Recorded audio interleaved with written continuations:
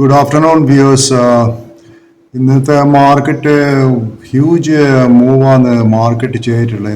നിങ്ങൾക്കറിയുന്ന almost Sensex 1131 point Sensex ഇന്ന് jump ചെയ്ത്.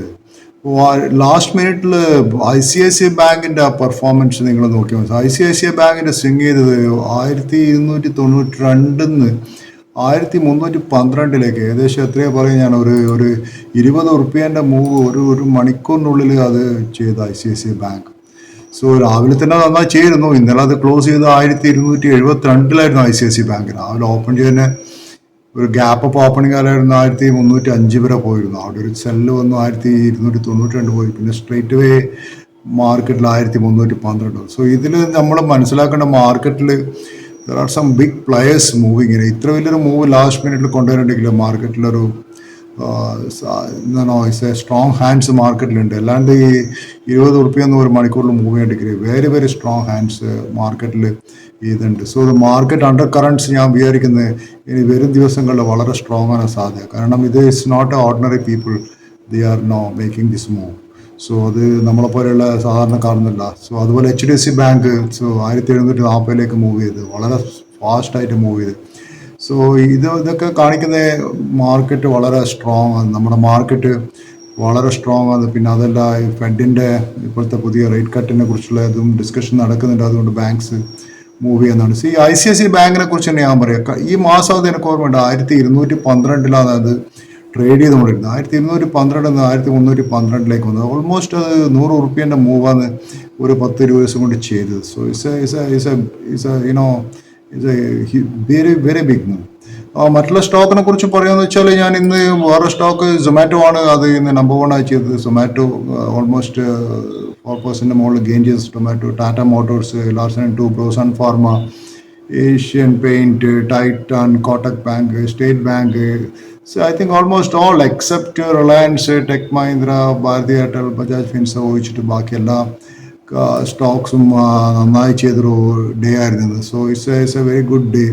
പിന്നെ ഞാൻ ഓർമ്മിച്ചിട്ട് ഞാൻ റെയ്മണ്ട് എന്നുള്ള സ്റ്റോക്കിനെ കുറിച്ച് നിങ്ങളോട് കുറേ ദിവസം പറഞ്ഞു. റെയ്മണ്ട് സ്റ്റോക്ക് അണ്ടർ വാല്യൂഡ് ആണ്. Raymond stock it's time to buy. അതിൻ്റെ വെരി വാല്യൂഷൻ വളരെ ചീപ്പാണ്. സോ ഇന്ന് റെയ്മണ്ട്സ് ഓൾമോസ്റ്റ് 15% ആണ്. 16% or 15.99, 16% ഗെയിൻ ചെയ്തിട്ടുള്ളൂ. ഇപ്പോൾ റെയ്മണ്ട്സ് ചെയ്യുന്നത് 1428 ഉറുപ്പ്യാണ്. ഞാൻ when I was telling it was somewhere around less than 1200 ഞാൻ അന്ന് പറഞ്ഞത്. കുറച്ച് എൻ്റെ പഴയ വീഡിയോകളൊക്കെ കണ്ടിട്ടുണ്ടെങ്കിൽ മനസ്സിലാവും ഈ Raymond.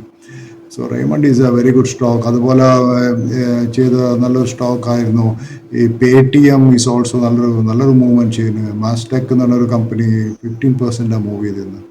So these are all the stocks which has done very well, extremely very well.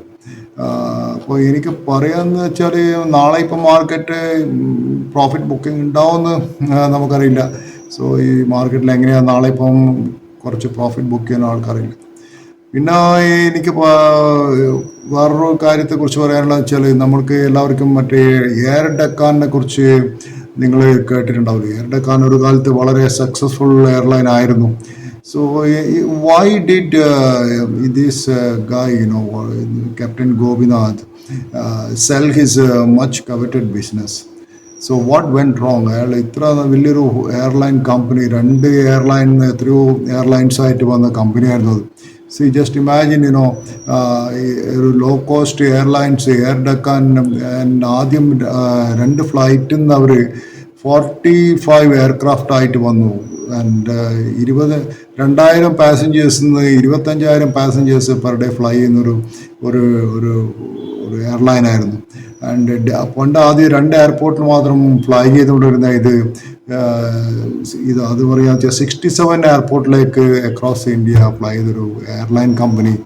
എന്തുകൊണ്ടായിരുന്നു ഇയാൾ ക്ലോസ് ചെയ്ത് പോയെന്നുള്ള കാര്യത്തെക്കുറിച്ച് ഞാൻ പറയാൻ പോകുന്നു. കാരണം വെച്ചാൽ, നിങ്ങൾക്കറിയാലോ, ഈ എയർലൈനിൽ ഓൺലൈൻ ടിക്കറ്റ് റിസർവേഷൻ വരുന്നത് ഓൾമോസ്റ്റ് ഒരു 2003 ഈ ഓൺലൈൻ ടിക്കറ്റ് റിസർവേഷൻ വരുന്നത്.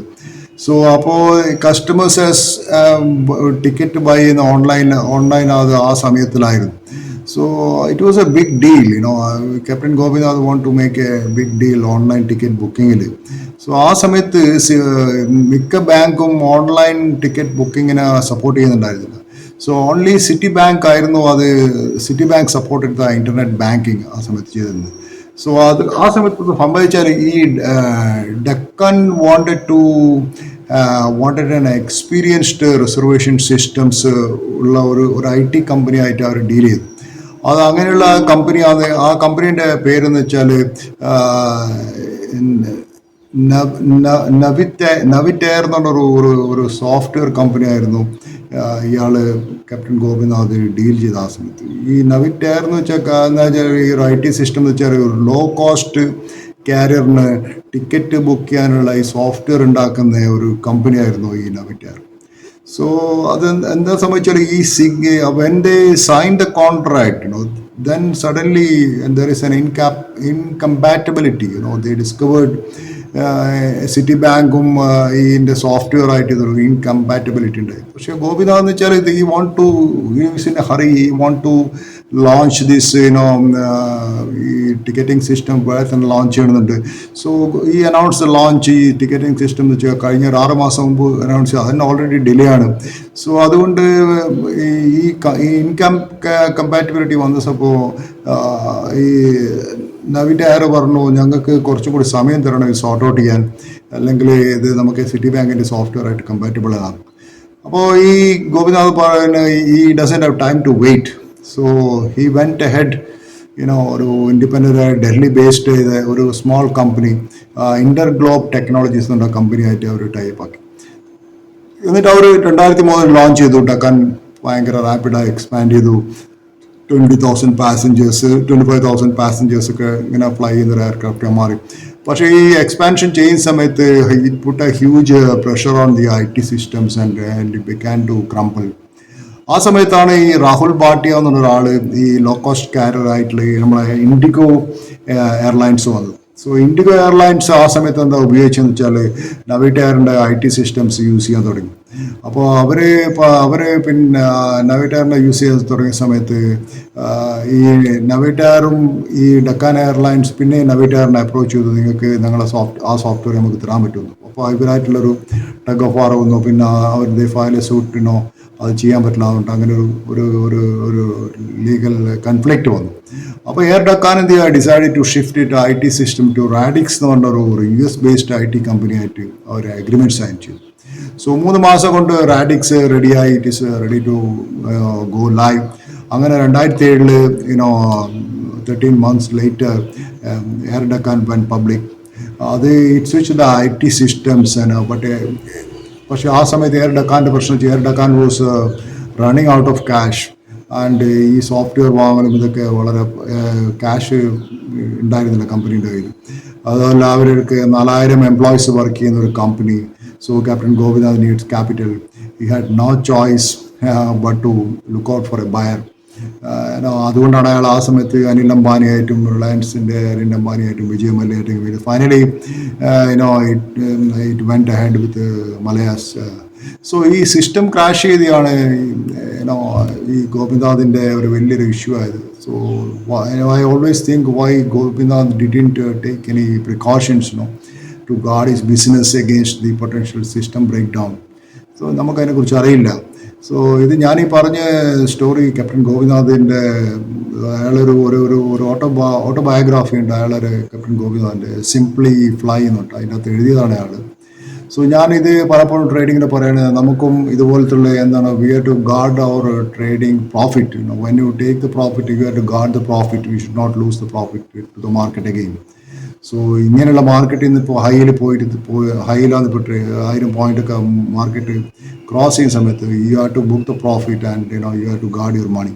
So that's all I want to say. So thank you very much for viewing my channel, and I have a humble request to you to subscribe my channel, because I am a beginner, so I don't have much subscribers in my in my channel. So please support me and share my video to your colleagues also. Have a nice day.